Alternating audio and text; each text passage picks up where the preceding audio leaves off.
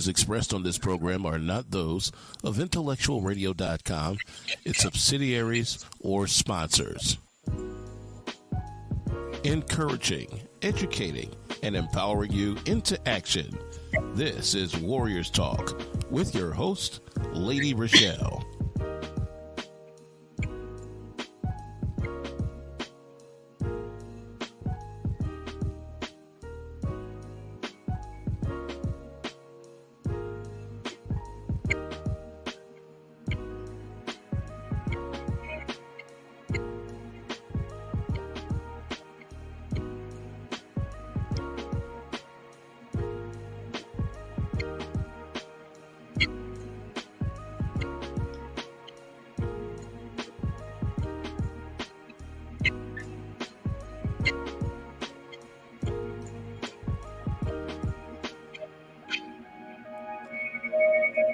Hello. Welcome to Warriors Talk. We're author and founder Lady ReShell, Expressed where on this we program are not move those away from of awareness towards intellectualradio.com, action. its subsidiaries, or sponsors. We are live on Intellectual Radio, and we are grateful that you have tuned in. We have an amazing show for you today. I have a guest that's going to come and share her wisdom. She's going to be vulnerable. She's going to educate you. So stay tuned, buckle up, and get ready for the show. The topic of the show is, hold on, you guys.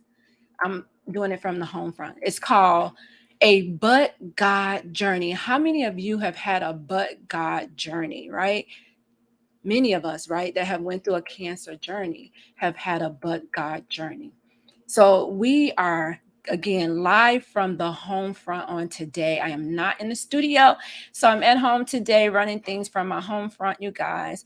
And my whole goal is to be consistent with you and doing my show every single Monday at 6 p.m. So go ahead, tag somebody and invite them into the show, especially somebody who's dealing with cancer, because we have an amazing journey tonight.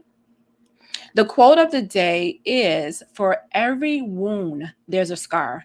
And for every scar tells a story that says, I survived. On the last episode of Warriors Talk, ReShell and I talked about struggle love. If you know anything about struggle love, go over to YouTube and type in Intellectual Radio and stay connected for any episodes you may have missed. Warriors Talk could not exist without our sponsors. We have Emanuel C.O.G.I.C with Pastor Michael Richardson, who has a very special message for us. Greetings, I am Pastor Michael Richardson. And I am First Lady Anastasia Richardson from the Emanuel Church of God in Christ. We're located at 3058 West Van Buren in Chicago, Illinois. We are building upon a solid foundation. And we're inviting you to join us every Sunday morning on Facebook Live at Emanuel C.O.G.I.C at 10:15 Central Standard Time. And you can also view our videos on our YouTube channel at Emanuel C.O.G.I.C-MR. Once again, this is Pastor Michael Richardson and First Lady Anastasia Richardson. And we're from the Emanuel Church of God in Christ. We are building upon a solid foundation. Here are your trending topics for today. According to CNN, Dr. Anthony Fauci is departing his role as the director of the National Institute of Allergy and Infectious Diseases and as the chief medical officer to President Joe Biden at the end of the year, marking the end of nearly 4 decades as the nation's top infectious disease expert. Fauci, who is 81 years old, has served at the National Institute of Allergy and Infectious Diseases for 38 years, starting in the former President Ronald Reagan's administration, a role in which he helped to lead the U.S. in response to HIV/AIDS, the epidemic, and as well as the West Nile virus, anthrax attacks, the pandemic influenza, and also the bird flu. He became one of the most public faces for COVID-19 pandemic in 2020. Biden praised Fauci's work in stating that he noted that his unwavering commitment to work as well as his unparalleled spirit energy, and scientific integrity. Those are your trending topics for today. Again, if you are tuned in on any form of social media, like the show, share the show, invite somebody else in on the show today so that they can get the valuable information. My special guest today is a woman of strength, courage, and dignity, a woman who values herself and against all odds. She is a living, breathing, and walking miracle. She is affectionately known as the strong willed survivor, a native of Pittsburgh, Pennsylvania, a child of God, and a devoted mother of 2 sons. During times of adversity, she stands tall as the strong willed survivor who has learned to see the beauty beyond the scars. Welcome to Warriors Talk, Jackinah Denise. Hello. Thank you, Lady ReShell, for inviting me. I look forward to our conversation. I am so excited about this conversation. As you both know, we've been trying to get this off the ground for a couple of weeks now, but I just believe that it's all in God's timing. So I'm Absolutely. excited about the show. So I wanted to do an icebreaker really quick just to, get us in the mood for the show. Again, the topic of the show, you guys, is a but God journey. So the icebreaker is I'll give you 5 words and just tell me the first thing that comes to your mind when I say the word. Survivor, Me, warrior, all those that have gone before me, faith, strength scars, beyond them, cancer. that horrible 6-letter word. All right, let's jump right into our topic. Again, a but God journey. So I just want to jump right into the topic and find out what was your actual introduction to cancer. My actual introduction to cancer came when I was a little girl. Um, it started off with so many members of my family were diagnosed. Some members didn't make it to see 38. My grandmother, my aunts, cousins, but then my mother. My mother was diagnosed when I was young, and I just remember her strength through it all, but her vulnerability through it all. And that's when I knew in the back of my mind that, okay, this has touched so many people in my family that, I know that this is going to probably touch me. Now, Um, was it the same type of cancer or was it just cancer, period?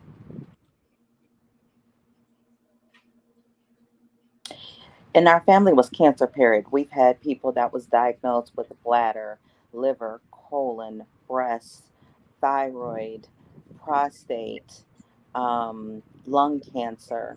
I had a grandfather that passed of lung cancer. My biological father has lung cancer and has actually lost a lung. The father that raised me died of lung cancer. My mom is a 2-time breast cancer survivor. So again, cancer has just been all around from the time I can go back to as far as I can remember. So for you and with this history of cancer in your family and your own mother having cancer, did that start you early testing? Absolutely. So I've been getting mammograms since I was 19 years old. I knew that I had dense breasts since I was 21. I want to say it was 21 when they finally told me, hey, you have dense breasts. And some people don't know that when they see dense breasts, that ultimately that is one of the signs that you will later on down the road, sometime in your lifespan, develop breast cancer. Is that what the doctor told you? Absolutely. So so they told you for anyone who has dense breasts that they need to make sure that you have to get a special type of mammogram, not just a regular mammogram, but a special type of mammogram that's able to read those dense breasts. That is absolutely correct. Now, were you getting a different type of mammogram, the MRI mammogram, or were you getting a regular mammogram? I didn't start getting MRI mammograms until I was so I want to say I started getting them around 23, 24. Um, but from 19 to about 23, I was getting the regular mammograms every single year, constantly. My mother always taught me how to do my own self breast exam. So that was something that I've done every single day of my life inside the shower. Sometimes laying down, just trying to figure out, make sure that there's nothing that pops up. So, in the back of my mind, you're always thinking, especially when you're getting this, when your family, you have a strong family history of it, but then when you're getting mammograms constantly, it's like a knot in your stomach that it's like, okay, I'm just waiting for, to be told that I have cancer. Do you feel like there was something more that they could do other than just doing those mammograms every year? Was it something more? Because you have this family history. Was there genetic testing done? I didn't have any genetic testing done, ironically, until 2016, after I had been diagnosed 2 years prior. So I was, I'm at back then it was, yes, it was in my mind, but I also swept it underneath the rug. It was like if I didn't see it, if I didn't, think about it, then, maybe just maybe, this would my reality wouldn't come forth. But every year again, when I did that mammogram, that reality kept coming forth and was like, okay, is this year that I'm going to be diagnosed? So you really felt like a ticking time bomb. Absolutely. Absolutely. What did the genetic testing tell you? I was not BRCA positive, but they wanted to run some more tests. Then as of right now, I'm actually scheduled in 2 weeks to have some more testing done, which I'm so thankful now that they've moved past just the plain BRCA gene, and now they're able to test us for so much more. I'm thankful for that type of technology that is coming to existence that will save, one young girl, one young woman, just that I didn't have that opportunity when I was younger. So you were diagnosed at what age? I was diagnosed when I was 37. So Um, under that recommended age, which you were getting your mammograms anyway. yes. So how did you feel? What was going through your mind? Was it like, oh, I knew it when they said, you have cancer? Was it just something that you knew in the back of your mind and they just confirmed what was like you said you were pretty much waiting? So this is really where the advocacy, being your own advocate, comes into play. Where I was living in Japan, I knew something was wrong. I was seeing base doctors and Japanese doctors, and no one could tell me what was going on with me. So then, but thankfully, my commanding officer sent us back to Hampton Roads, Virginia. And even then, you would think that, right away I would get a mammogram or I would get some testing done. And that didn't happen. My breasts were so swollen, I looked like Dolly Parton. My arms could not go down. And I remember going into the bathroom in so much pain, and I called my mother. And I told her what happened, and she actually told me to take a picture. So I took a picture, and she then said, no, go to the emergency room now. So we went to the emergency room. After going through the emergency room, I'm come back and they're telling me, ma'am, we're definitely going to hospitalize you. We're just not sure where. I kept saying, I have pain here. I have pain here. And it's radiating here. So they kept saying, well, oh, it might be your heart. I said, it's not my heart. This is my breast. Look at my records. None of that happened.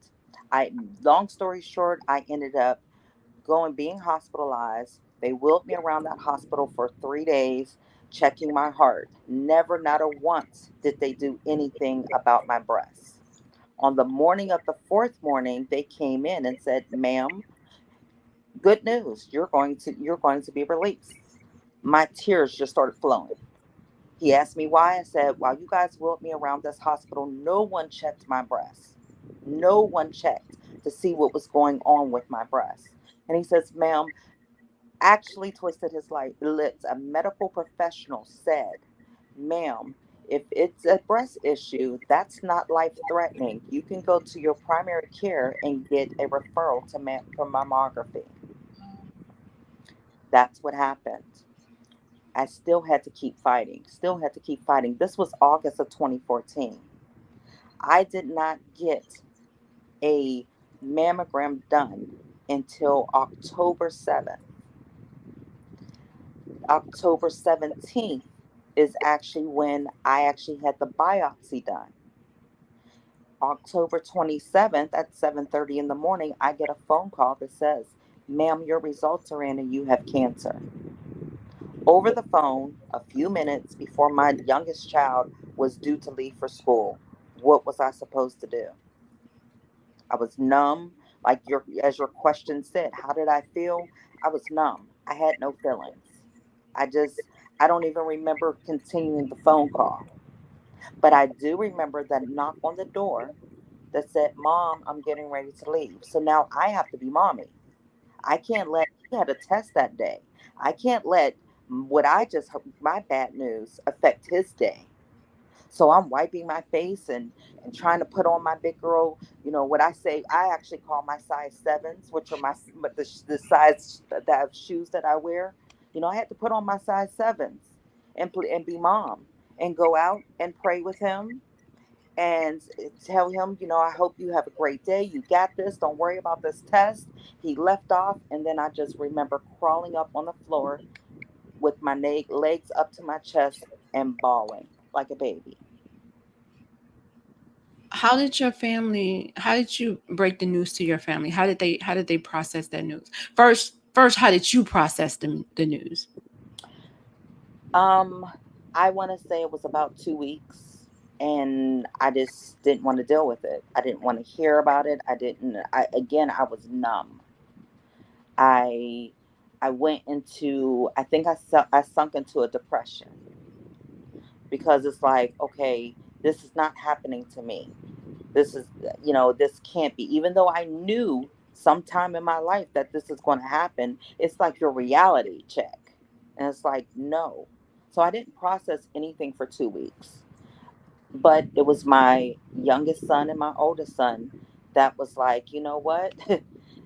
Again, when it says God uses sometimes the babes to help us, to pull us, to push us, and that's exactly what he did. My youngest son was 12. My oldest son had just graduated from high school and was supposed to head off to college. Um, and my youngest son came up with an idea that he wanted to help other kids like him. He did some research and got on the computer and he looked up for some resources for children with parents with cancer, and he said he couldn't find any. So he said, okay, you know what? I'll create my own. I want to do something to make mommy smile and help other kids. And him and his brother got together. He ended up coming up with a 4-page paper, front and back, of what he wanted to do. And here I was in my room bawling, knock on a door again, and they came in with this idea. And that's when I said, okay, if my child that has just come here from Japan, another country, coming back to the United States, going to middle school at the first time, his mom being so sick can can find strength to help someone else, then why am I sitting here having this little pity party? I already know what I need to do. Put those size sevens back on, and let's do whatever we can to kick cancer's butt. Wow. So that was part of your support system, like your immediate support system. So when you see your children taking charge like that, it's like you really don't have a choice. You're like, okay, I really need to put on these size sevens and keep moving because, you know, they're your inspiration. When you look in their Absolutely. eyes, okay, I can't stop right here. I got to keep going because these little people are depending on me. Absolutely. I had some mommy guilt for a while. You know, not just, yes, I'm battling this, but my children are battling right with us. I'm a strong believer that, cancer doesn't just affect the person diagnosed. It affects every single person that loves and knows us. It affects our children, it affects our parents, it affects our coworkers, it affects our extended family, aunts, uncles, siblings, all of that. Cancer affects everyone. So with all of this that is going on with me, I'm dealing with, trying to be that strong person for my children, but my children are trying to be that strong people for me. Yeah. So they are taking, and everybody handles a diagnosis differently, Yes. especially our babies. Our children, people don't realize how much they suffer in silence. And, I remember my son saying, we actually, from the idea that he created the first kids fund day for cancer survivor children in Hampton Roads, and from that we then birthed Strong Willed Survivor, which was just an organization to uplift and encourage all that was going through some sort of adversity. We used to host different celebration of lives and conferences and kids fund days and all of these things that are coming on.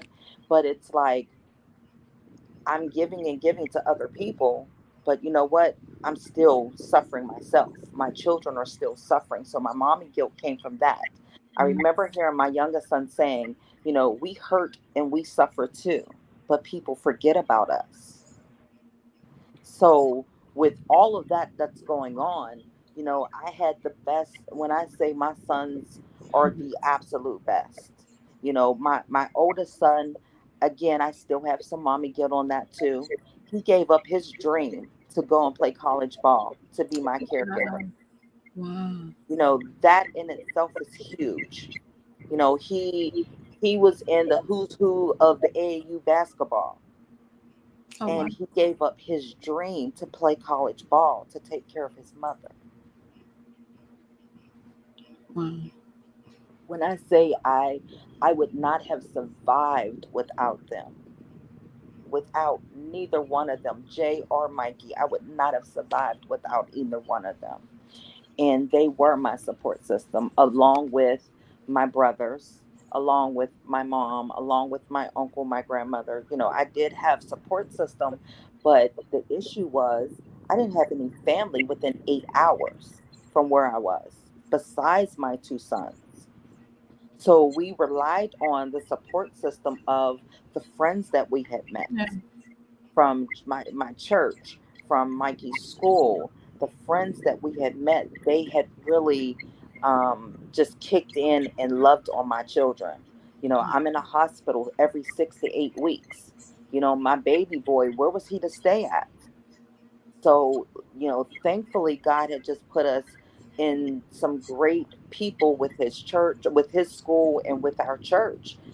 And his thing was basketball. My oldest, or my baby boy, followed in his oldest brother's footsteps. So he used basketball as an outlet. And there were times that I would go to the doctors and they would send me straight to the hospital in the ambulance. Or Wow. I'd be at work and they send me straight to the hospital in ambulance. But I had a child in school. So I would call the basketball coach. And if it wasn't for his coaches and his coaches' wives cooking for him, checking in on him, making sure he was okay at home, taking him home from practice, until he was able to get his own driver's license or whatever. But his coaches made a huge difference in our everyday. My Leah said, thank you for sharing about your kids. They are co-survivors and warriors too.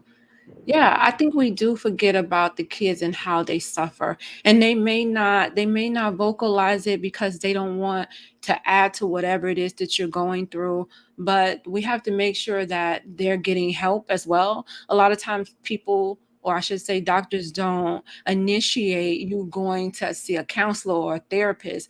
I mean, you need to be in it and your kids need to be in it as well so that they can have an outlet to just talk to someone without being judged, or without them saying, oh, don't be selfish, your mom is sick, she's going through this, you shouldn't be feeling that way.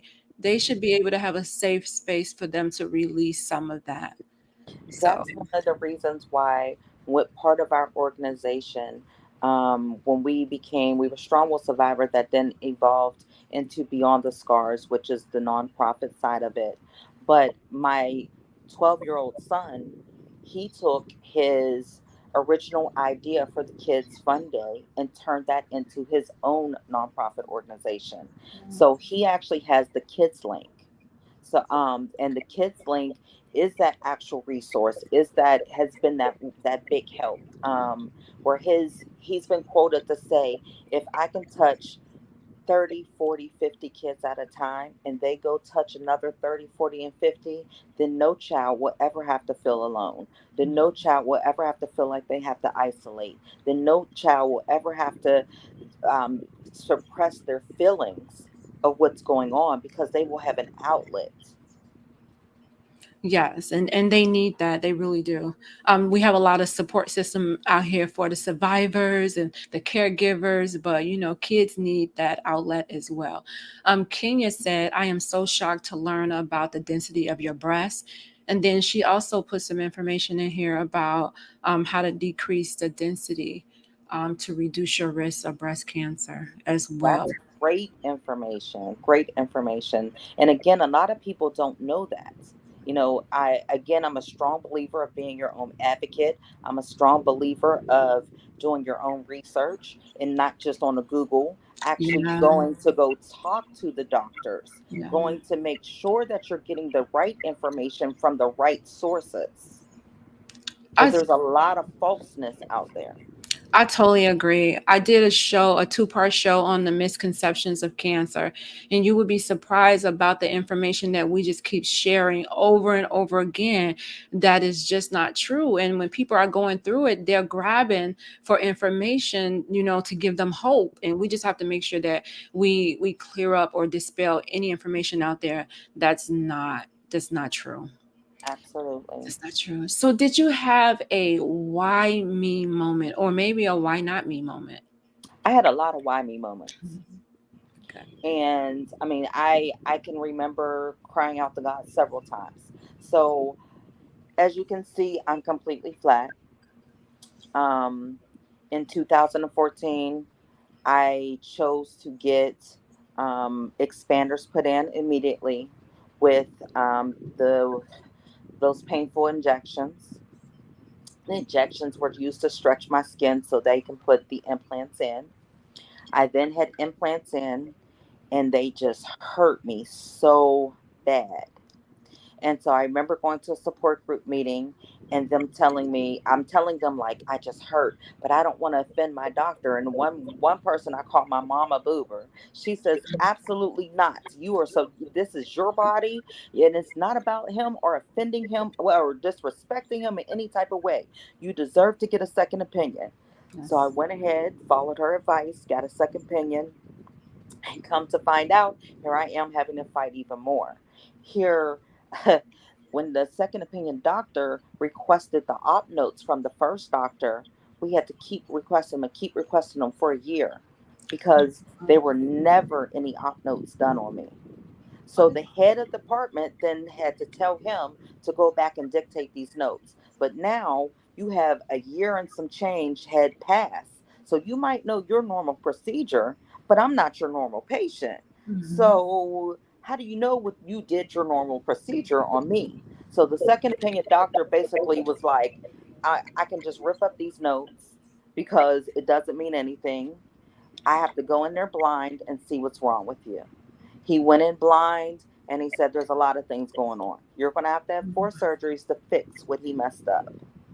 So he swapped out those implants and then put in new ones.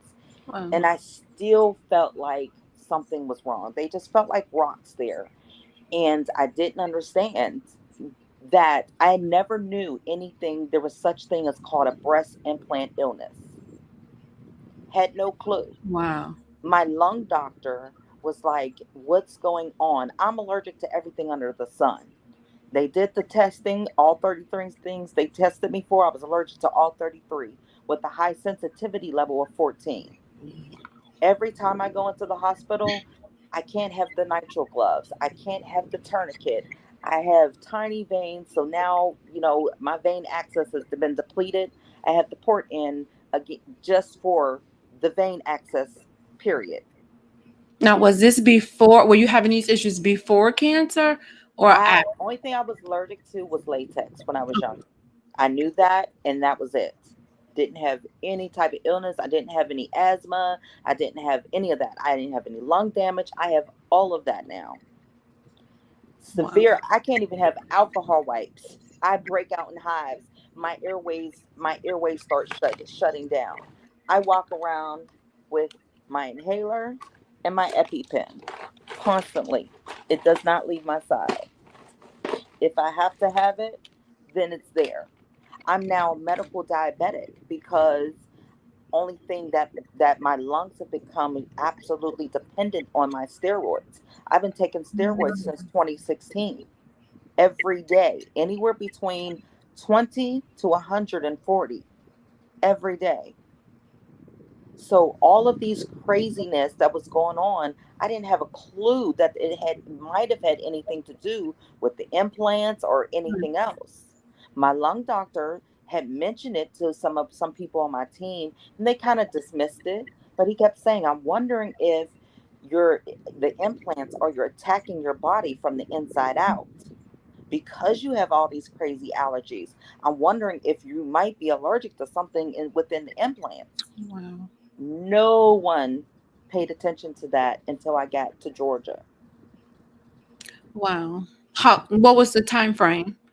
2022. Wow. I just had those implants removed January of 2022. Wow. So you were suffering that whole time. Every single day. Every single day. I have machines upon machines. You got these machines and breathing machines and sleep apnea machines and smart vest machines. I have machines upon machines here. I have medicine upon medicine here. So now I see what you mean when you said chronic, when you mentioned dealing with a chronic disease. Like all of that is chronic because you're dealing with it's lifelong that you're dealing with it unless they, come to some type of conclusion and Exactly. stop experimenting on people. I had a question, or Kenya had a question. She wanted to know about, well, my question was, how important is it to change your eating habits? And Kenya's question is, she wanted to know, are you on a plant-based diet? I am not on a plant based diet, but I don't eat beef. I don't eat pork. That has been part of my diet. What, since 2015 ish, 2016 ish. Um, I do eat fish. I do eat some seafood. I do eat chicken, and I'll eat like turkey burgers, something like that. But the issue is, I also have esophagus stricture. Mm. So it's maybe once or twice a year I get my esophagus stretched because I cannot swallow. I can't eat. I can't. Nothing will go down. So I really only eat like one meal a day. Um, there's sometimes that, I can take and just actually earlier today just took and, take a bite of something and it gets stuck. So I will say there's a lady here in Georgia that's a throat cancer survivor. And we had a holiday party where it was, someone fixed food and everything. And I'm sitting next to her and I'm like literally cutting my food, very, very small to try to put in. And as soon as I did, like my eyes just started watering. She didn't say anything. I saw her just get up and come back, and she came back with a small can of Coca-Cola. And she said Yeah. that was something that she learned from in being in the hospital. Is she's like, never go anywhere without that. Especially if you're going to go eat or something, that will help you so you're not suffocating yourself. Oh, But the original question you asked me were, did I ever have a cry out moment to God? Yes, I had tons of them. I had this talk with God constantly, like, God, I don't understand. I don't understand why you keep sparing my life to allow me to experience so much hardship. I don't get it. I don't get it. So many times I've cried out to God. I changed my cry in 2019. My youngest son had a basketball tournament. I had just came home from the hospital, and he had always been, very careful to make sure I have something to drink or eat when it's time to take my medicine. Again, my kids have really truly been my caregivers. So he didn't want to go to the basketball tournament, and I made him go. I told a little lie, and I was like, "Mommy's good. I don't, I'm feeling much better. Just go ahead and make sure you put some dunks up for me." So that was my thing and encouragement for him to go. I go downstairs, time to go get, to take medicine. I go downstairs and I see, and it's actually on my Facebook page, I see aluminum foil, and it has a note on it, to mom. Open up the aluminum foil, and it's a peanut butter and jelly sandwich. Aw. And so I call him, and I'm like, "Hey, did you leave your sandwich?" Or he's like, "No, I made that for you because I know you need it to Aw. take food with your medicine." And that very moment, it was like I turned immediately and said, "I get it, God. I get it. I get it. Why not me?" I changed my why me on a negative to a positive, because I see my sons, both of them thriving. Both of them, they could be at the worst shape. I have tons of survivor and butterfly sisters and brothers that have children, and their children are not doing well at all. Their children are suffering. Children are wanting to commit suicide. Their children are cutting. Their children are really, really suffering. And I look at my sons, and even though they go through their stressors, and I can see that, but they're still thriving, and they're my biggest supporters. They're my biggest cheerleaders. They're my biggest encouragers. My baby boy, when I tell you he will pray, he will pray. He's actually a junior. Today was his first day of his junior year of college at Liberty University. Wow. When I tell you, I am very, very thankful that God truly blessed me with them too. And I even have a bonus daughter, my oldest son's girlfriend. She's helped beyond measures. She was in school to be a doctor.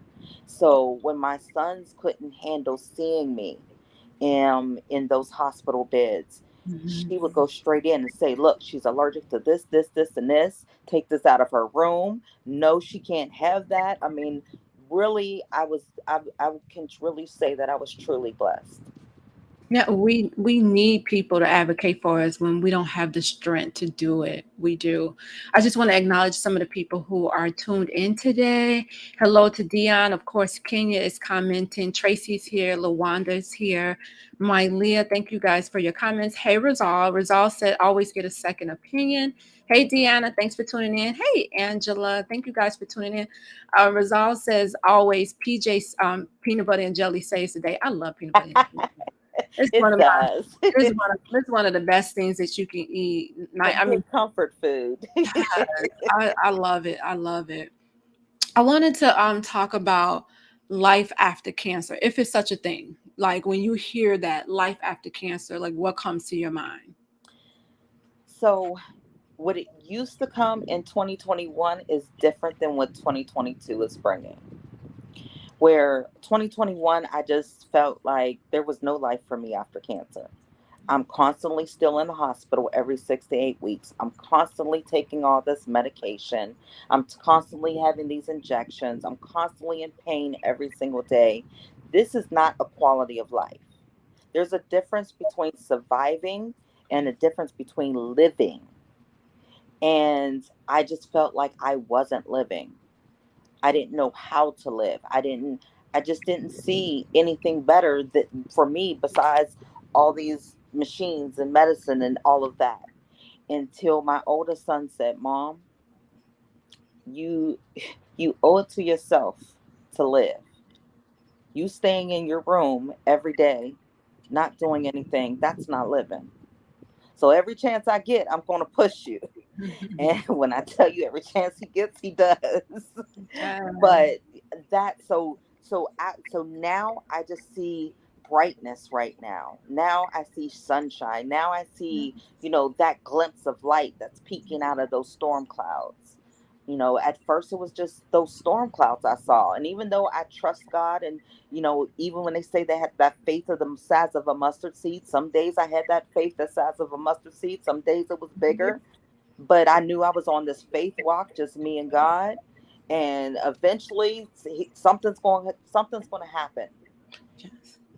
That was So, one of my questions was, where was your faith at before you were diagnosed? Like, did it change? Did it go to another level, or were you already there?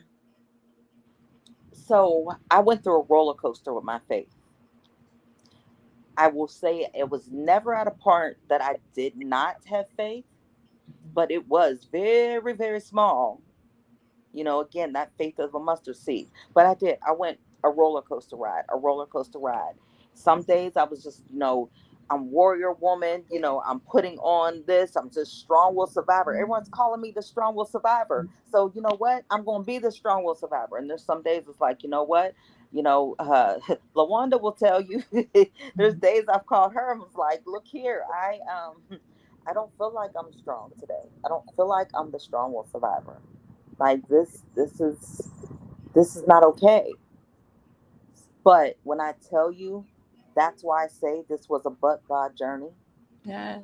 because I really truly believe that God has used every single thing that has happened in my life, from childhood to adulthood, from mom getting cancer and um, people passing away of cancer, and me being a teenage mother, and leaving Pittsburgh, Pennsylvania, packing up 2 suitcases with 2 young children because I wanted a better life for my children, a better life for myself. So God has used every single thing, every single person on this journey. I just wasn't getting it. I just wasn't understanding it. I didn't realize it until it was like, but wait, I get it now. So where my faith is right now, my faith is beyond measures. Can nobody say without a shadow of doubt that I know that I'm a living, breathing, walking miracle because of God, because of his grace, because of his mercy, but most importantly, because his love for me.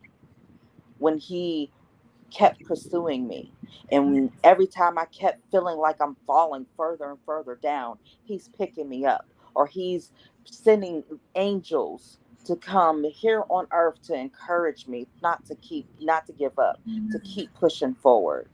This but God journey could have only been the way it was supposed to be. Those good days, those bad days, those days that I just said, you know what, I want to close my eyes and not wake up. I hate to admit that, but I'm I'm transparent. If I'm being transparent, I'm being completely honest.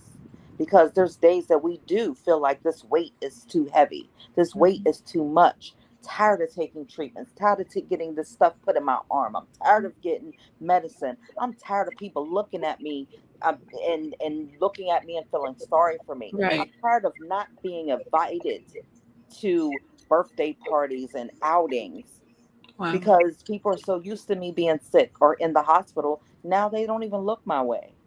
Mm. Wow. Kenya said she told her doctor a few months ago that she was no longer going to be her guinea pig. Exactly. And that's the thing. It's a trial and error. And unfortunately for black and brown people, they trial and error on us more often.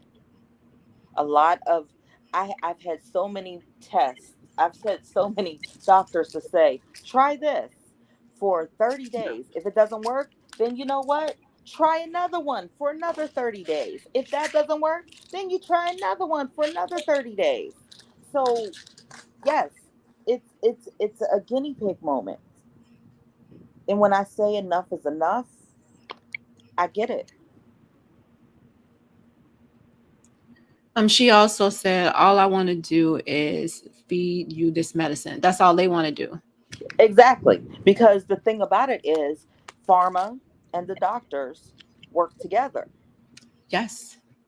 The thing is, so I started watching as you go to the doctor's office, How many people that you see come from behind that desk or behind that area with briefcases? Right. How many times are they in there talking to them, pitching different medication? So I started watching that. And when I would watch, I would actually note the name of that I would see as the person leaving off.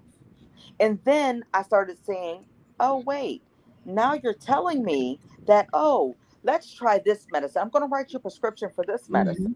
Mm-hmm. But that's the same medicine. That's the name of the person on that briefcase that just walked out. Mm-hmm. So yes, it's all about um unfortunately the money part.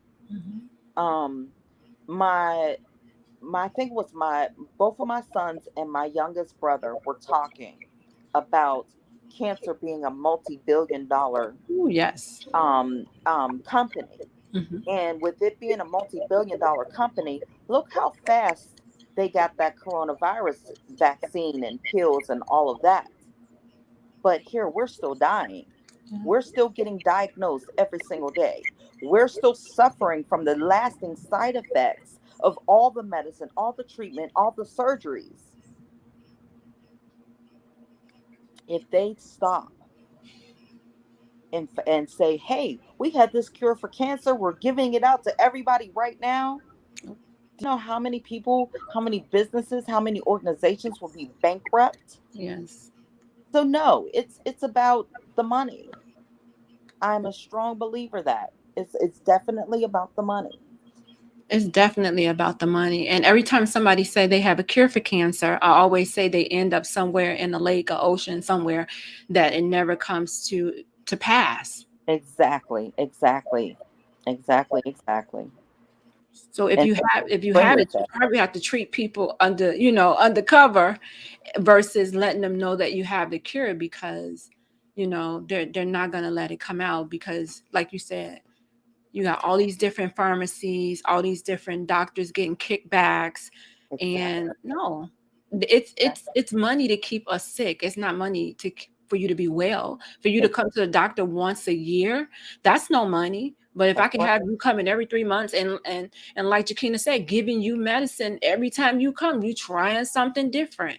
They're not getting to the root of the problem. They're gonna put a band-aid on it every single time. Yeah. Think Every- about it. If they came up with a cure today, they announced this evening that there's a cure for cancer. How many of us are really going to try it? Is it going to be like that? Is it going to be the same as the coronavirus? Right. Is it going to be the same as those vaccines? So you got to look at both sides of it. But I'm still on, and I will never. I will always say it's about the money. It's definitely about the money. But I do believe that we are very skeptical about certain things. Mhm. You know, um, we, and I'm saying we because I'm included in that. You know, we tend to err on the caution side. Mhm. I Mhm. do also believe that there's so many people out there, men and women, but men especially, that do not go to the doctors Oh no. because they don't want to know, because they're fear, because of that four-letter word fear, they don't want to go. And then we wait until the last minute, and then by that time it's now we're at a stage 4. How many things could be avoided if we would go and get those checkups? How many things could be avoided if we would just make sure that we're doing our own assessment on our own body? You know, I'm a big believer our body gives you signs. Mhm. You know, if something doesn't feel right or seem right, our body's the first one to let us know that. Whether it's, oh, giving us a severe headache, or oh, the pain, or oh, like our bodies are the first things. So when our bodies are telling us, oh, we must rest, or we Yeah. have to start listening to our bodies. And I'm being a little hypocrite because sometimes I don't listen to my body when it tells me to rest. Mhm. You know, some days when I have my good days, I tend to push and do a little bit more just because I don't know when my next good day is going to come. Right. So it's like, look, I'd rather spend some time with my family, with my children, and us go do something outside the house, because I don't know if tomorrow or the next day I might be back in somebody's hospital. Yeah. So, I mean, those memories are important. Yes. If you are just tuning in, this is Warriors Talk with Lady ReShell, and I'm talking with Jackinah Denise, and we're talking about a but God moment. And we're talking about right now a cure for cancer and why there's no cure, and because there is this money that's being made off of cancer, and people's lives are being lost every single day. Every 13 minutes a woman dies from breast cancer. Kenya says, but they're study collecting money, this for the scientific. You know what, I with all these research, if they're telling me they're collecting money for research or whatever, I never donate. You really have to do your homework when it comes to Yes. research and where you're going to donate. I tell everybody always to look and follow the money. That's made public for each and every organization. If your CEO is getting, more money than it's out there that they're giving out, then that's a problem. So really quick, I had a story. A few years ago, I walked past a particular retail store, and they had in the window, tough men wear pink, and they had a couple other men's shirts, and I was like, oh, you know what, we're going to do this photo shoot, I'm going to get one for my sons. And it said on there, every dime, it goes straight to cancer research. I go in and I asked the lady, I said, no, it didn't say cancer research. Every dime goes to support cancer. So I asked the question, I said, well, how are you guys supporting cancer? And she was like, I don't know. It just gets diagnosed. It gets donated. And Wow. I said, well, is your manager around? She says, I am the manager. And I said, so I'm a cancer survivor, and, I'm always supporting anybody that's going to support us. However, it's kind of hard for me to support a cause that you're not sure as a manager where the donations are going. Sometimes people say, oh, we're going to Susan G. Komen, or, oh, it's going to American Cancer Society. But, you guys are just saying that you don't have a clue where it's going. So she's like, well, ma'am, you can call corporate and ask that, but do you want the shirts or not? Oh, no. I said, oh, you know what? Thank you so very much. I will take corporate's information, and you do have a blessed day. And she was like, I can't believe she asked me those questions. And I'm like, you should know where your money you're asking, you're collecting. That's like me standing on the corner saying, hey, donate. What are you donating to? Exactly. And how much is going, and then we call it pink washing, when they stick the labels, all these pink ribbons and pink labels on all these things, and people purchase them because they think, oh, I'm helping to support cancer. When, like Exactly. you said, if you're not asking those questions to find out where it's going to or how much is going there, and sometimes when you see those labels on there after breast cancer month, if there's pink labels on there, it's not even going towards the cause anymore. They may have a certain length of time that it goes to that cause, and then after that, the money goes straight to that corporation. So Exactly. you should know. You also should know when they're collecting these money for like research and all of these walks and all of these things, how much the CEO is getting paid, how much is actually going to research. All of that information is out there. You just have to look it up. Exactly. And the thing is, sometimes, we're thinking that we're doing a good deed. Yeah. And we're thinking that, okay, you know what? Every year I'm going to donate to the SPCA. Every year I'm going to donate to cancer research because my family has been impacted by both of them.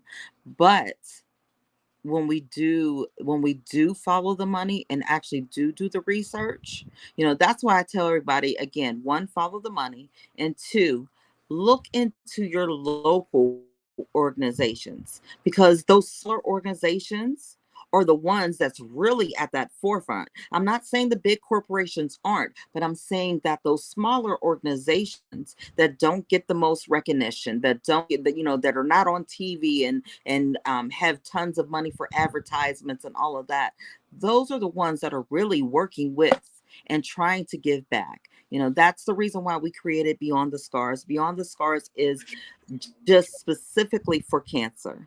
And we actually, every single thing that we do is for that cancer survivor family or that butterfly family.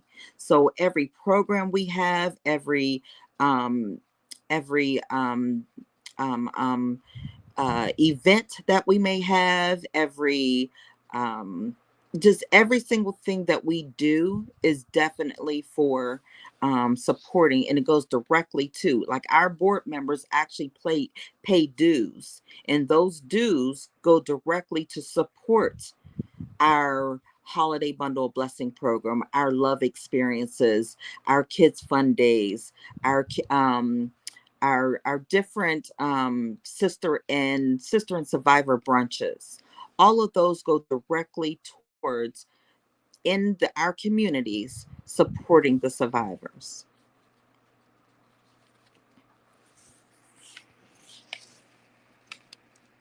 People like to see where their money is going when they donate. They like to see where it's going. We are tired of donating and we never get to see where that money is going. Rizal said they have been researching before we was born and still nothing, allegedly. Exactly. Exactly. I agree. And I think that's where the local organizations are kind of winning, because people can actually connect and see where the money is going. It's important for you to know, and they're going to ask the questions like, okay, and it's easier for the paper trail when it's with a local organization for you to find out exactly where that money is going. Exactly. Yes. I want to take a quick break because I just want to recognize my sponsors. We have already went 57 minutes. Oh, wow. All right. I can talk over and over. That's okay. It's a good show. So I'm not going to end it. If I was in the studio, I would end it right now, but I'm not in the studio. So I can go a little bit longer. But I just want to recognize my sponsor. She is Paula Kelly with Allstate, and she's located at 327 East Glenwood Lansing Road in Glenwood, Illinois. She could be reached at 708-758-3300.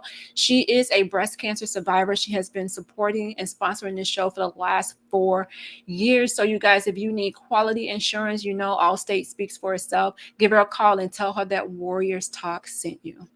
All right, so Warriors Talk with Lady ReShell, and I'm talking to Jackinah Denise, and we're talking about a but God moment. And we're talking about where's all this money going that they're raising for research, and we're waiting on a cure. In the meantime, while we're waiting on this cure, we are advocating and helping other individuals who are going through to let them know that they can get through. Exactly. Kenya says, great conversation. Kenya has an organization, and she is out in the community doing some amazing work, and she has a walk coming up. I think it's September the 10th. She has a walk coming up. I will be participating in that walk with my warriors. We will be out there because she's always supporting me, so we will be there supporting her. I think you guys would be a good connection with each other. Absolutely. I was just getting ready to say, please let us link up after this. Just shoot me an email, and I will definitely share all my contact information for us to link up. Yes, because she's definitely on the move. Every weekend she's out. When I say she's hands-on with the people, and not just people with breast cancer, she's feeding the homeless. She gave book bags out to the kids. Like, she's doing a lot in the community to meet the needs of the community. So, if she's raising money, exactly where that money is going, right? Exactly. And her organization is We Too Care organization. I hope I got that right, Kenya.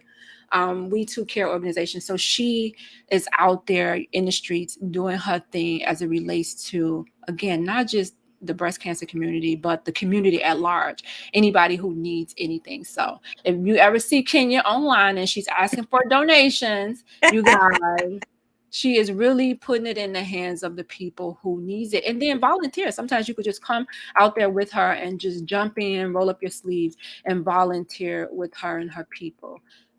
They're always out there working. All right, so we're talking about a but God moment. You know what I wanted to talk about? It's a lot of comments on here. And I'm gonna get to y'all comments. Give me 1 second. I wanted to talk about clinical trials. What are your thoughts on clinical trials and how they can, or do they work effectively for our ethnicity? I have a few thoughts on clinical trials. However, there has to be some type of trial in order to get some type of success. Sometimes, again, we tend to look at the negative only instead of seeing the positive inside the negative.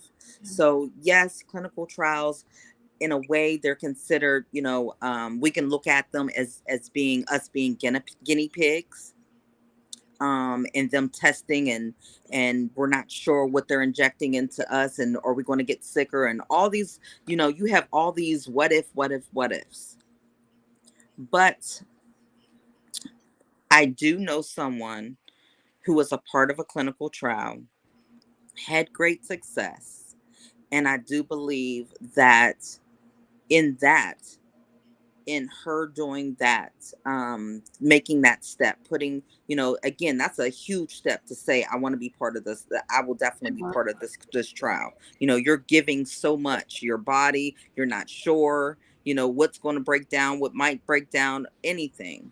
So, but I do believe because she participated in this, it will be able to save more lives. It will be able to help more people. So again, I have mixed emotions on clinical trials, but I try to see the positive inside of every negative. And if it can save one person, then I'm on board.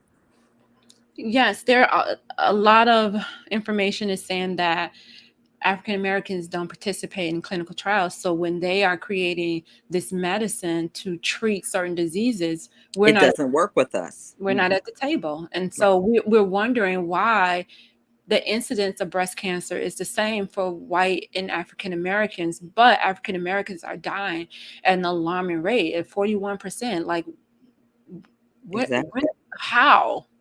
Right. How? Because more of us need to step up. We're so again stuck on the what ifs, or the guinea pig movement, or thinking about the Tuskegee movement. There's all of that that's in the forefront of our thoughts.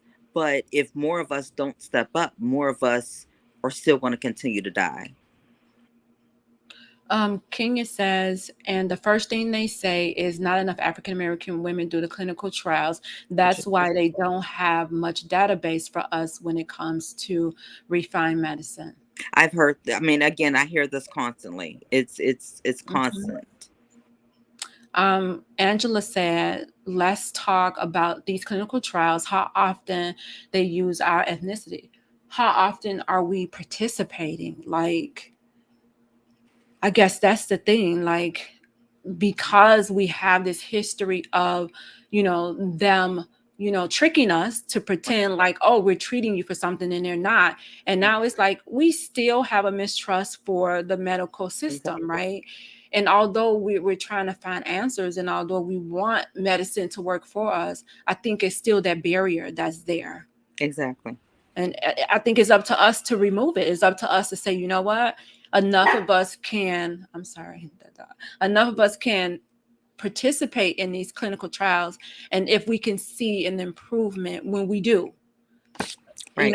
Is this medicine really working for us? Or are they just feeding us this so they can get us in there? And some people probably think that. Are they just feeding us this so they can get us in there and still use us as guinea pigs? Mm-hmm. I hear that often. It's both sides of it. And unfortunately, again, if not enough of us are stepping forward and still fearful, then we're going to continue to die. We're going to continue to get diagnosis. You know, again, like you said, there's, if you have a drug that you've tested on white men or white women, and you give it to them and you see success in them, but then you go and you give it to an African American man or a woman and you don't see it there, because we're not the same. You know, our bodies are different. So until enough of us step up to try to help save another one's lives, then we're going to continue to see, you know, that false narrative basically. Totally agree. Kenya says, I'm on the verge of right now not believing in doctors anymore based on the fact that they tell you this is going on with you. How do I believe them? Because right now I just believe it's a money game. So I'm not just a breast cancer survivor. You know, I've been diagnosed with so many other things. I've had a 5 centimeter tumor on my left thyroid. I've had a complete hysterectomy. So I don't just advocate for breasts, I advocate for them all, because I don't believe one is greater than the other. I believe we're all dying. We all suffer the same, you know, we might not suffer the same exact way, but we all suffer. And there is a cure for this. So with me going to doctors I mean, it gets to the point where I'm probably going to, at one time I was going to maybe a doctor 4 days a week, somebody's doctor 4 days a week for months, for years actually. And they would just feed me this, feed me that.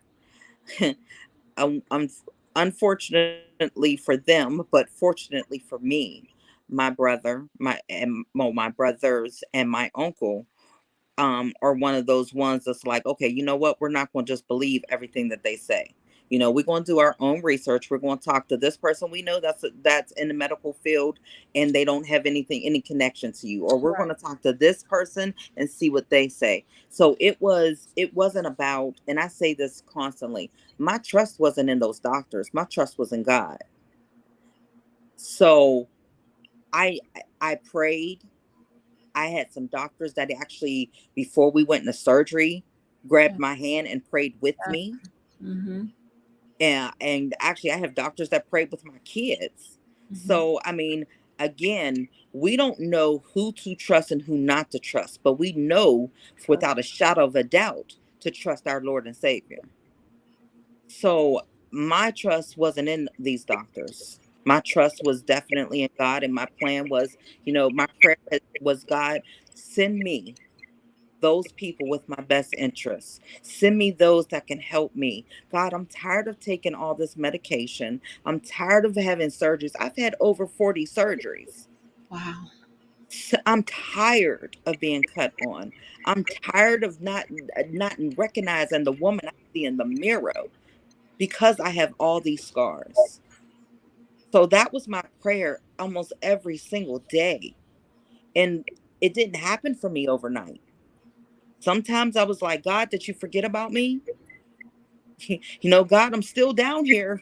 Like, yeah, your daughter, I'm being obedient. I'm listening to what you're saying, what you're telling me to do, but I'm not understanding because I'm still getting someone that's telling me this or telling me that. It's not working.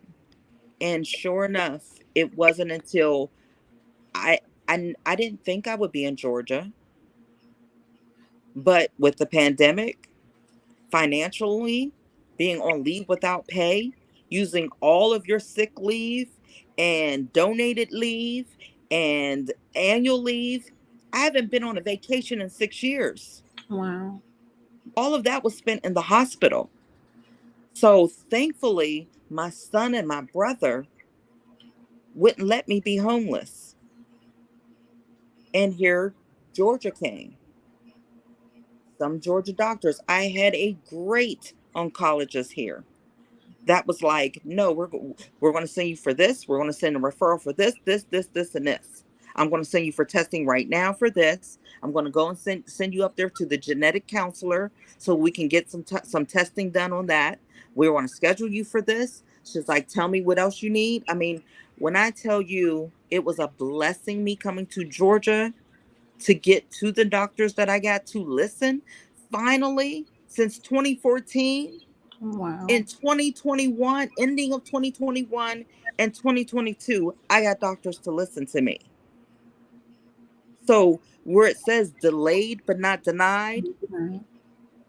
yes, Yeah. it was delayed, but it was not denied. Kenya says, I know she had a great oncologist. A Yes. good oncologist can make you or break you. I Oh, actually had one oncologist that told me, because we caught your cancer early, I'm not understanding why you're worried. When I tell you I left there in tears, and I said, absolutely not. I actually switched. I had a gynae oncologist through that same company or organization, but my actual breast oncologist and surgical oncologist, I went to a totally another organization. wow. Jackinah, if you could give someone some advice about cancer, what would that be? Not every cancer is a death sentence. If I'm a huge on being your own advocate. If we pay more attention to our bodies and listen to our bodies, I'm truly believe that some, not all, some can be caught early enough to save us. I do believe that we allow fear, that 4-letter word, fear, to control everything that we do. So I would say never stop believing, not only just for a cure, but Mm. don't stop believing in yourself. Yes. Trust your judgment. No matter what, trust your judgment. Nobody knows our body better than you know your body. If something doesn't feel right or seem right, then go get checked. And if you don't get the results, then you go get a second opinion. Mhm. If you had to get a third and fourth opinion, then you get that third and fourth opinion. Yep. Because I know some women that didn't get it until they got to that fifth person and then they did that test. Look at me fighting in 2 different countries for doctors to listen to me, to hear me, for me to do the necessary test to help me. And here it's 2022, almost 8 years later, That's crazy. and I'm just now starting to get some relief because they didn't do the necessary test. So never, ever, ever stop being your own advocate. Those are the main, the most important thing you can ever do for yourself is advocate for yourself. Kenya said that's her biggest thing is advocating for yourself. It's important. I'm telling you, it makes you feel empowered when you do that. Angela said he didn't forget about you, none whatsoever. Oh my God, you are so blessed beyond measures. There are some physicians that don't listen to you at all. They Absolutely. they will dismiss you. I actually had one that walked out on me, walked out Oh, of the room, wow. literally walked out on the room. I told her, I went in for a stomach, for my complaining of this huge stomach pain. Me being hit by an 18-wheeler truck, I had internal bleeding. So I would have sacks of blood that would fill up, grapefruit size, and they would have to remove. And 2015, November 2015, I was in so much pain, went to the doctors. I told her, I'm having a lot of pain. She says, well, I'm going to give you Imodium AD, and I'm going to tell you to take Imodium AD, and I'm going to give you a prescription for Phenergan. And I said, well, ma'am, I'm already been taking Phenergan every day for the nausea for cancer. And she was like, oh, well, the military just didn't give me all your records. And I said, well, ma'am, this isn't a stomach bug. It feels like, Mm. what I had to have before. And she says, so you're not going to take the Imodium? And I said, no, ma'am, this is not a stomach bug. And she walked out. 20, Wow. 30 minutes later, I'm still sitting there. And I asked the nurse, and she says, oh, no, she been discharged you. Long story short, I had to have an emergency procedure And during that emergency procedure, my airways closed and my children were told to prepare for me to die. Oh my God. So yeah, again, my son said, Mom, my oldest, he was like, Mom, you have to call another doctor, because I couldn't even drive. I had to call him to come and help me. And he says, Mom, you have to call somebody else. I literally pushed the first button that said doctor. And I thankfully got a nurse that knew me and said, no, your doctor is at the so-and-so hospital. I'm calling him now. Go straight there. Wow. Angela says, say it again. That's her motto. I received a diagnosis, not a death sentence. Absolutely. Absolutely. Star Nibs says, I have been listening since the beginning, daughter dear. I'm so proud of you. And so is our God, our Heavenly Father. Amen. That is my mother, who is a 20, what is it? I think I might say it wrong, but I think it's like a 28-year survivor. Wow. We love to hear the stories and see the survivors who are just has those years behind them. It gives us hope. Kenya said these doctors are unbelievable. They really are. Mm-hmm. They are unbelievable. Your mom says, I am a breast cancer twice. I do agree with everything Jackinah is saying. And cancer is a family crisis. And it also can be a family healing. I I like that. I agree. And my thing is, when I was younger, I didn't understand my mom. I didn't, I was she was diagnosed when I was young. I have two other brothers of her children, and in a way, I felt like I lost my childhood. I'm the oldest, so it was already that responsibility was on me to be the surrogate mother, to her children, and I didn't understand it.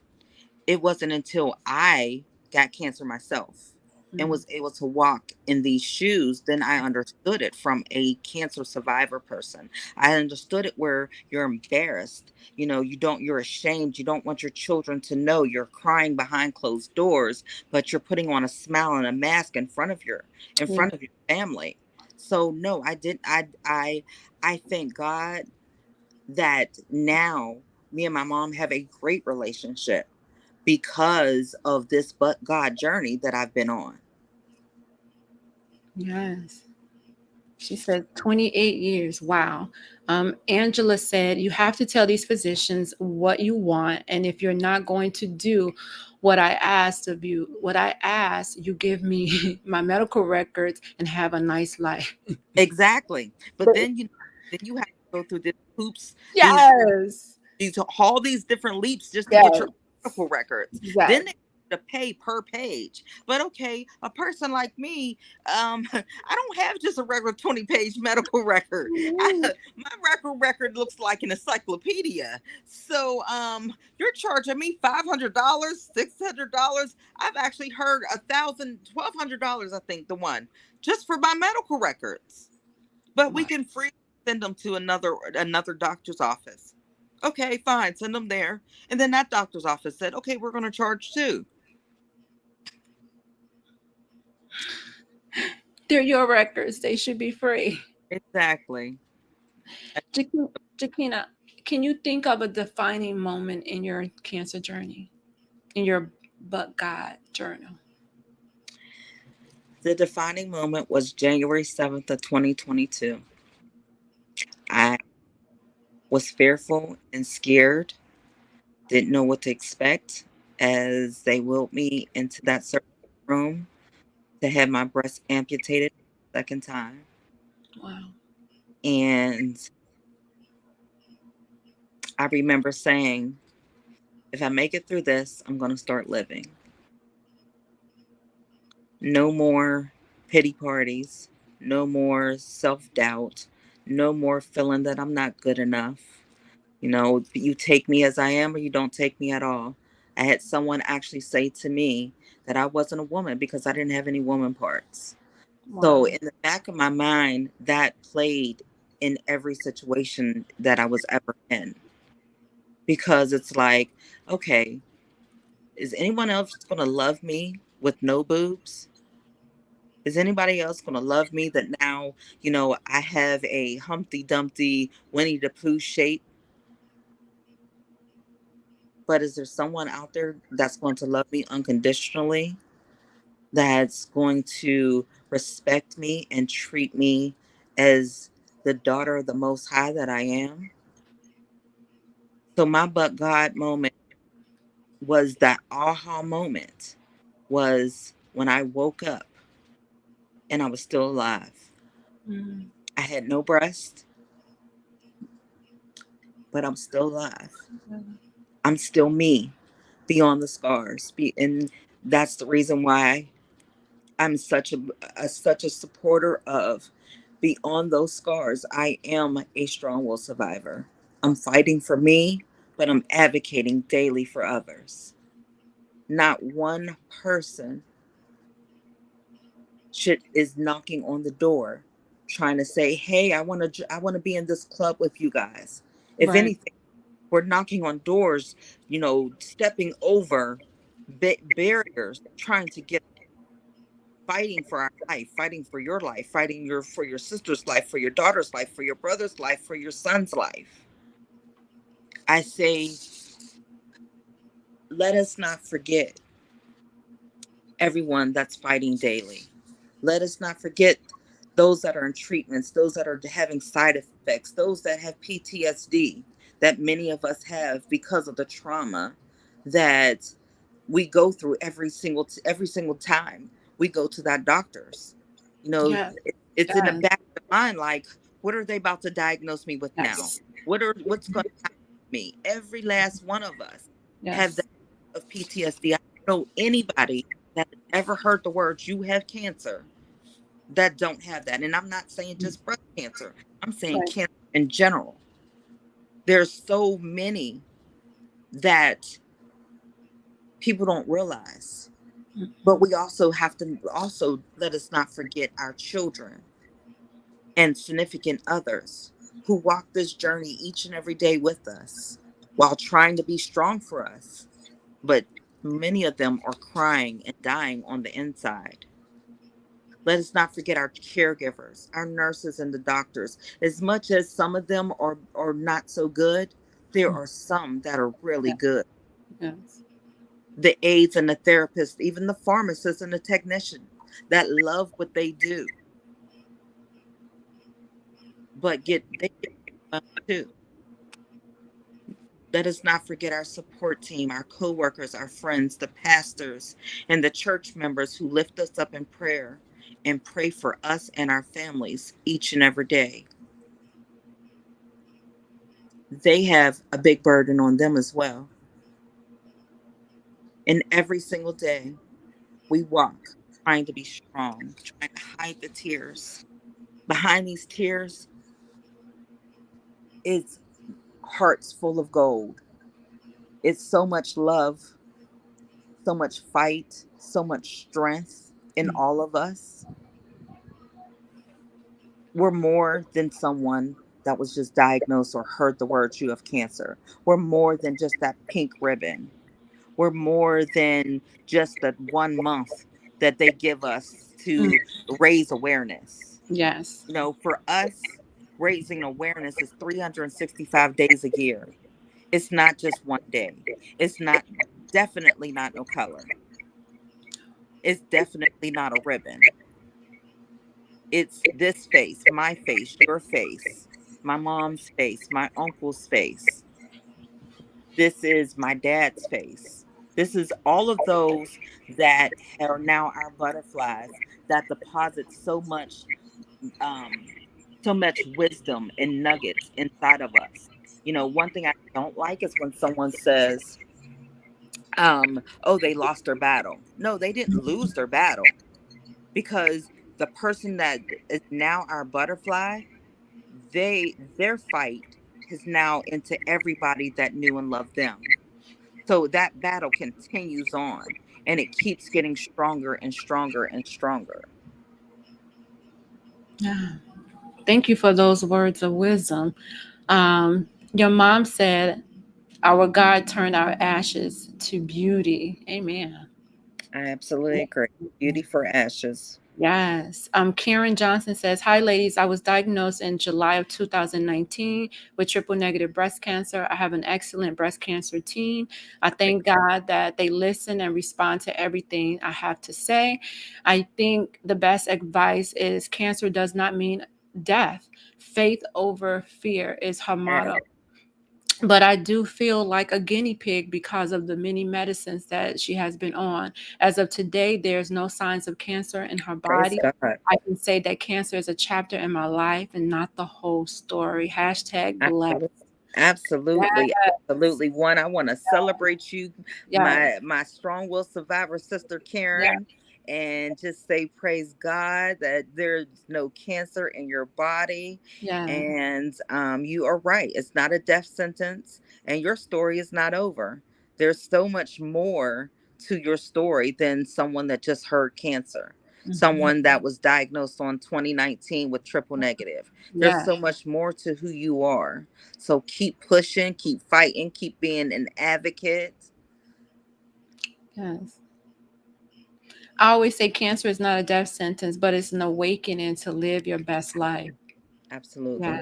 Angela says, you have just blessed her beyond measures. Oh my God, have definitely blessed me because there's truly plenty of people crying and dying on the inside wearing a mask on their face. And Angela always talk about removing the mask when it comes Hmm. to cancer. You know, we don't, on TV, they make it seem like it's, you know, the little skinny, frail person that's sick, and you associate that with cancer. But not all cancer patients look that way. Some of us can Exactly. look just as healthy as the next person, but inside, you know, our insides may Hmm. not be right. But Exactly. they associate you with that. And like you said before, Jackinah, people will look at you and have pity on you, and they'll be like, "Oh, how you doing?" And you're like, "No, I Hmm. don't want that."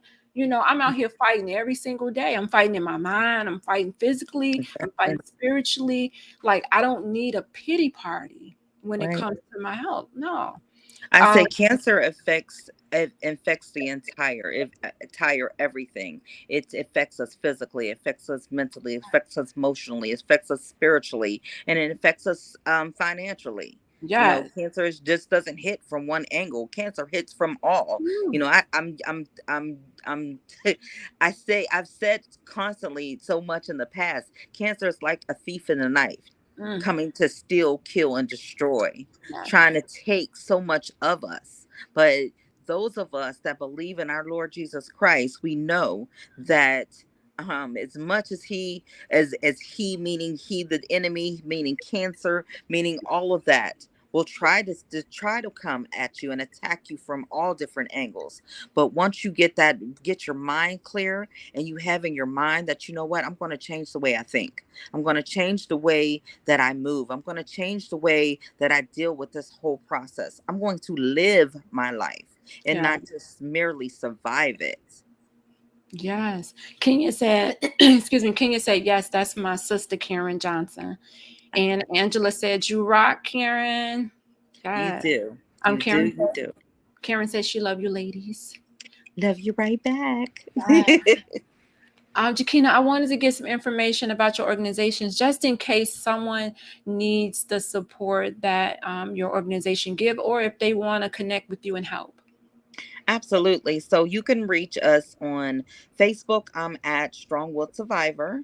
And I post daily. I'm very transparent on my journey. I do give education and encouragement, but I am very transparent. You can also reach us at beyondthescars.org. Our website is under construction for a couple weeks because we are adding some things to it, but it should be up and running very soon. Email address is info at beyond the scars, BeyondTheScars.org. We do have some great upcoming events. We have a See the Beauty Beyond the Scars project. It's a book and documentary where we have 10 ladies, which are survivors, caregivers, and daughters of butterfly. So we're basically giving an angle from basically talking about their journey. but basically showing it from another angle and being able to push beyond the scars of cancer and see that beauty.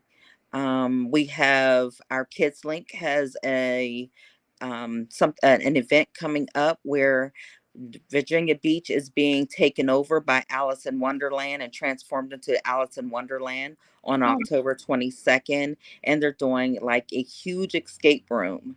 So our Kids Link is actually hosting 24, 16 and up, and unlimited children to join in teams to go through this wonderful Alice in Wonderland escape yard. We do have, I don't know if you can see, but our See the Beauty Beyond the Scars um, shirt. They are on sale right now for $20, and every dime that we make from that goes directly towards our survivors. We have a holiday bundle of blessings program that we actually partner with licensed chefs, restaurant owners, and caterers, and we provide fully cooked holiday meals to wow. cancer survivor families and butterfly families for the holidays. We actually have been doing this since 2016, and we have actually blessed families in New York, in Pennsylvania, South Carolina, North Carolina, Kentucky, Georgia, California. I'm missing a couple, but we've been all over. And as God's willing, we'll continue to be a blessing to as many people as we possibly can. All right, give out your Facebook and your information so they can stay connected to you again. Yes, Facebook again is Strong Willed Survivor, and it's willed strong willed WILLED Survivor, and then it's be at Strong Willed Survivor Beyond the Scars. Is it broken up into different words or is it just one word? Is it strong will, like three separate words? It's one word. Oh, it's one word altogether. Yes, ma'am. Okay. I'm sorry. I'm just putting it up here so in case someone wants to go over Yes, it. It's survivors with an S or survivor? Survivor, Strong Willed Survivor. Okay. All right. I hope I got that right. Let me see. Hold on. We have a new program that we introduced most I put the S. Let recently, me take the S which away. was our Thank You for Being Friends Ultimate Love Experience, where we provided survivors were nominated, and we provided the ultimate love experience for them, Oh, wow. whether it be, purchasing a dress for a survivor and having a car service come pick her up and take her out on a night on town, or someone just wanted to get out the house because they don't have any family in the area and wanted to get out. When we took them grocery shopping and to pick up medicine and then out to brunch. And then this October, we are actually sending a survivor to the Steelers and Eagles game.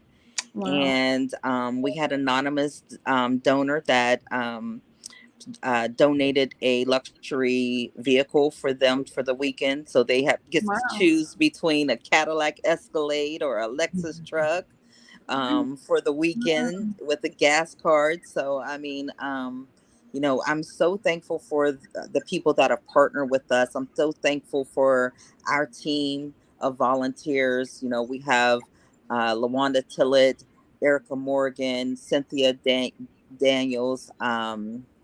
We have Lynette Richardson. We have Gabby Ferchero.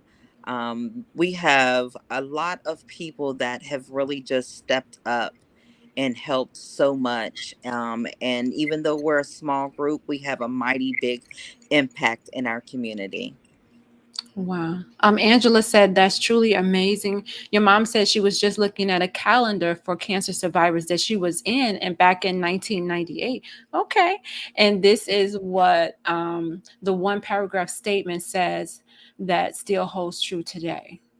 Yep. I agree with that. She actually inspired us. Our photographer, he's been our official photographer since 2015, and he's been saying for a while, hey, let's produce a calendar. So we are going to introduce that in 2023.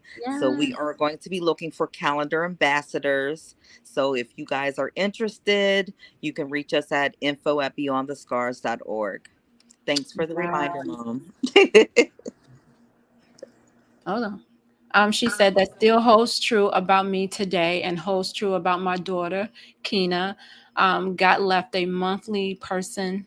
I'm sorry. This is this supposed to say God? Oh, God left a mouthy. Oh, God left a mouthy person down here to tell people they don't have to die from breast cancer. Come on, Mama, come through. Yes.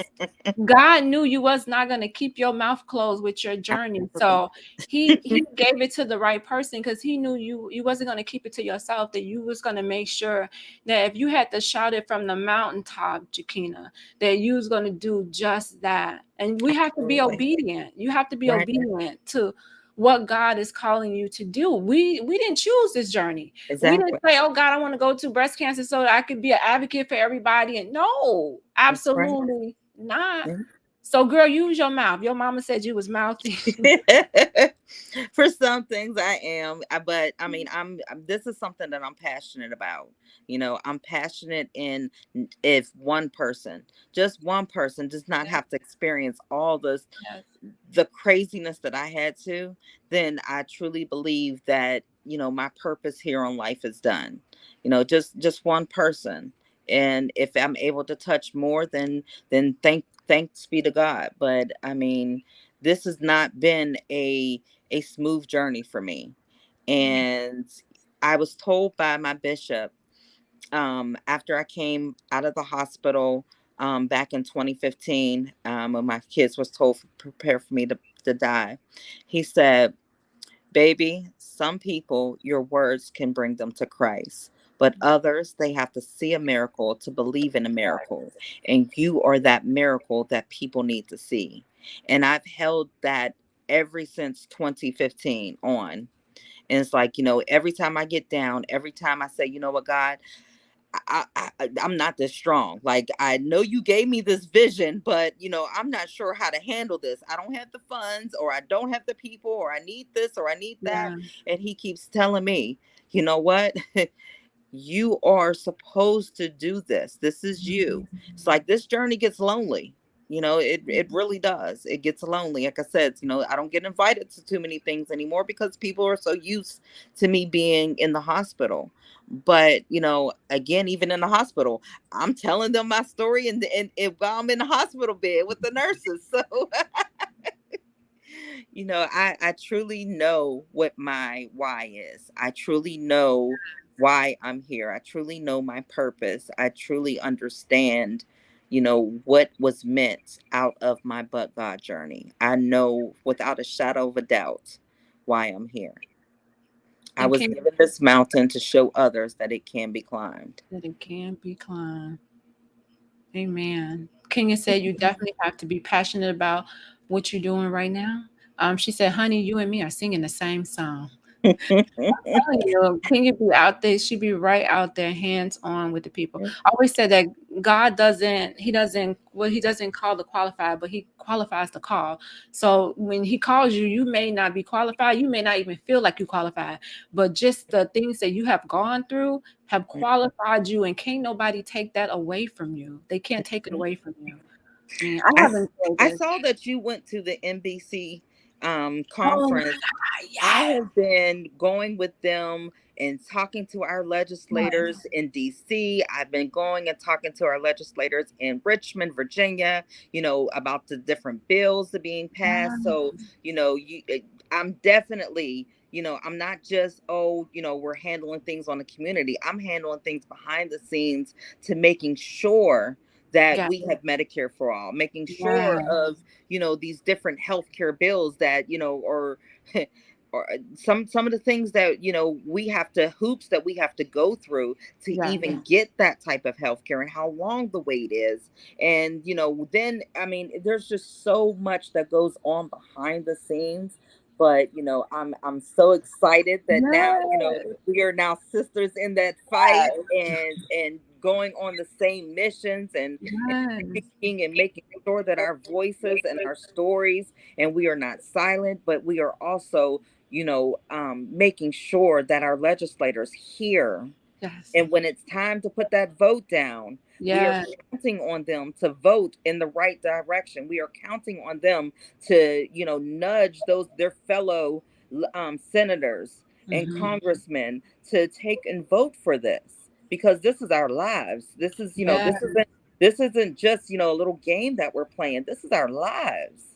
Yes, absolutely. I was so excited about the training. It was a lot of information, but you know what? It just really changed my perspective, how I looked at cancer, and how I've came back to advocate about cancer and not, spreading false information that we hear and we just spread it because we don't know any better. But now that I know better, I'm like, okay, all right. I really enjoyed it. I would recommend anybody to go and get that training. Kenya, we would be in Washington. I think it's in May. Is it? It's in May. Mm-hmm. When we would be in Washington, I think it's like either the first or I second think week of May. it's Okay. usually the second week, around the Okay. second week of May every year. Yeah. So I will be there this year, so I'm excited about that. They like, you got to come to lobby day. You got to come. I'm Yes. like, I I've been will. going to lobby day for since 2016. Been going to lobby day since 2016. I've invited people with us. Our team has come up. We again, I'm this is something, again, I am absolutely passionate about, and I am committed to Yes. continue this fight, continuing advocating each and every day as long as there is breath in my body. Yeah. I know people say, I always say people get tired of me talking about cancer. It's like every time my conversation or whatever I'm posting on my Facebook, it has to do with cancer. But I'm like, you might as well delete me now because I'm going to keep talking about it. As long as cancer exists and I have breath in my body, I am going to keep talking about it. Kenya, you should go. It's going to be Yes. nice. I'm making sure that I am going to be How there. about we can make this commitment that we can go together Yes. as a team and get up there? So Kenya, we have to get you up there as well. Yes, that would be nice. I'm Yes, excited. it's an experience that I feel everyone should have an opportunity to get to experience. I mean, just being on those halls, walking in those halls, sitting in those meetings, sitting in those offices with the different legislators. And, even though now I'm no longer in Virginia, but I'm down here in Georgia, I'm continuing that fight right down here too. Yes, I'm excited. I would ask you for some words of wisdom, but it has been words of wisdom throughout this whole show. Like you have been spitting some gems, and I can tell, I feel the passion in your voice. Just even when we talked yesterday, I'm like, girl, wait, don't tell me. I don't want to know. I want to know everything right now. Don't tell me everything right now. Wait till we get on the show. I will say, I just want to leave on this one. With me, I truly believe that I'm in this season that God is just cleaning house. Yes. He is restoring me. He's refueling me. Um, Even on my bad days, like I told you earlier today, today, most of the day I spent in bed.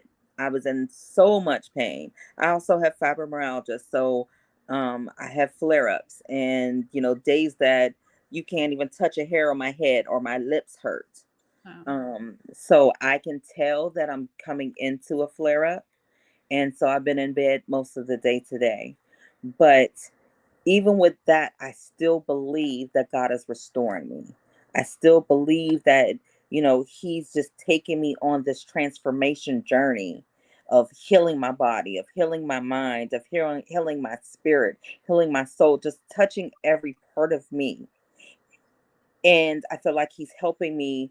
So many times I felt like that my heart had been shattered by so many different people, by so many different things, having a chronic illness and now having chronic illnesses. There's There's so much that you deal with, and your heart gets broken so many times. But I do believe that he's helping me to pick up the shattered pieces of my heart, and he's putting them back together. And I know without a shadow of a doubt the reason why he's doing that, because this is my season to Yes. make sure that I'm not quiet anymore, to make sure that as much pain that I'm in, that I'm not staying in that bed, but I'm reaching out to continue this fight to help someone else. I'm reaching out to continue to make sure that our legislators are on board with these different bills that are supposed to be Right. our right.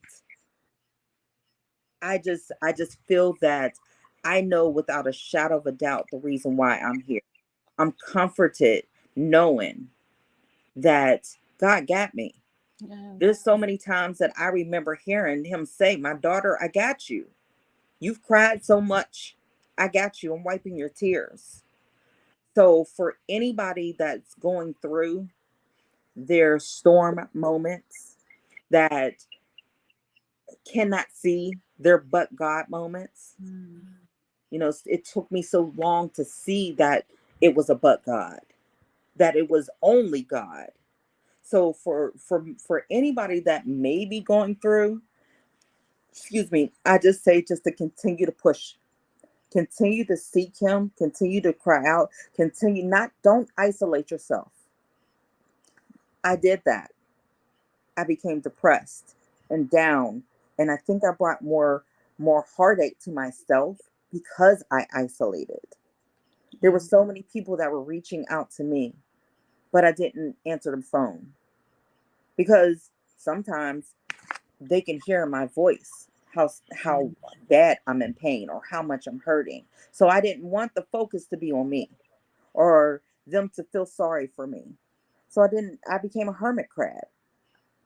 So as much as we want to crawl up in a ball and say this is over for us, as many people have echoed, cancer is not a death sentence. Even though we don't have a cure yet, but technology has changed so much that those that in the past would have been given 5, 10, 20 days to live are now living 5, 10, 20 years. Wow. Don't stop fighting for yourself. I truly believe that rain is here for me, that the mask that I've been wearing is now coming off. Yes. That huge rug that I swept all my hurt and pain underneath, I'm now dealing with that hurt and pain. A lot of times in our African American and between black and brown people, we don't seek treatment. We don't seek psychological help, the help of a professional. You know, we do go to our pastors sometimes, but sometimes we don't because we're ashamed. But when you realize that there's something going on, that's when you know you need to seek some help. My thing is, I did that. I'm even right now going through a 30-day emotional detox program with Wow. my life coach, Corinda Dion. She's an amazing woman, has an amazing story, and she's putting me through the ringer. She's actually helping me. Again, when you detox, you're ridding of all that toxins. But in order to rid of the toxins, you have to face those toxins. You have to deal with them. You have to confront them head on. So some days it's just me journaling and I'm weeping from what I'm journaling. But you know what? I'm weeping, but God is healing and restoring at the same time. So just for anybody that I can be a blessing to, please, you can reach me on Facebook, you can reach me by email. Um, I share as much as I possibly can of myself, but I'm always there to listen if you need to vent. But I'm also there to give resources as well. Thank Yeah. you so much, Lady Rochelle, for having me on this show. Thank you for allowing me to be vulnerable in front of your audience, in front of my family and my friends. But most importantly, thank you for helping me to advocate and to educate. I am blessed by your testimony. Grateful that we had this encounter. It was a divine encounter. I don't believe in coincidences. So I'm just grateful that I got to spend some time in your presence and feel the anointing of God just working through you. So thank you so much for blessing us today. Karen said, touch, heal, and deliver. Claim it, sis. Claim it. Right? In the name of Claim Jesus. it. That's Yeah. right. Mama said she was in Kenya, Africa in 2012, Haiti since 2016. God wants us to plant the seeds of knowledge and hope. My daughter, dear, does TV podcasts and speaks anywhere she's asked to speak. Thank you for continuing your purpose, baby. Look at Mama. She is out here. Come on. She is really out here supporting you. I love I that. appreciate that. I mean, and that's really what it's about. My whole but God journey, connecting. God gave me in all of this everything that I asked for. Love, family, Yeah. and understanding. And I didn't, like I said, I did not understand why my mom did certain things. I didn't get it. But you know what? I get it now. And our family is so much stronger. Our family is so much healthier. Even though we have this horrible disease, coming through our family, we're still strong together. Yes. Don't let cancer doesn't have that much power, although it thinks it does. It doesn't. That's Um, right. Angela said, you are truly walking in your season, my sister. A diagnosis, not a death sentence. No, we don't. And we need it. All the mental and emotional help to be freed up. Absolutely. It's freeing of the mind, freeing of the soul, freeing of the spirit. Yeah. When you truly let go, my grandmother used to always say, give your burdens to God and leave them there. And I'm like, okay, whatever, like that. I mean, I remember being a teenager being like, okay, whatever, mama, and left it at that. But she still continues to say it. And I'm now 44, about to be 45. And but I truly can understand that now. Again, my but God journey has taken me to understand Yeah. certain people, in my life that have been pouring into me such, from a little girl, and I just didn't see it. Wow. So much love that was surrounding me, but I just didn't feel it and I just didn't understand it. And I'm just thankful that this 44-year-old me that has all these chronic illnesses and no breast, but I have love and my family. Love is a powerful thing. Let me tell you, it's powerful. Yeah. Karen says, my sister Kenya is such an amazing encourager. She's one of the best. On days when she's not the best, she keeps going and encouraging others. Wow. That's why I said we need to connect. We Yes. need to connect. Definitely, Karen. Yes. Karen and Kenya, we need to connect. She says, yes, leave them there. She understand that. Wow. I think this is one of the longest shows I've ever had. Like I normally go an hour and we have gone an hour and 53 minutes, but it was some powerful conversation. And I know someone when they press play and rewind, they're going to be blessed. And I want them to reach out to you because we shouldn't have to do this alone. This journey is not meant for us to do it alone.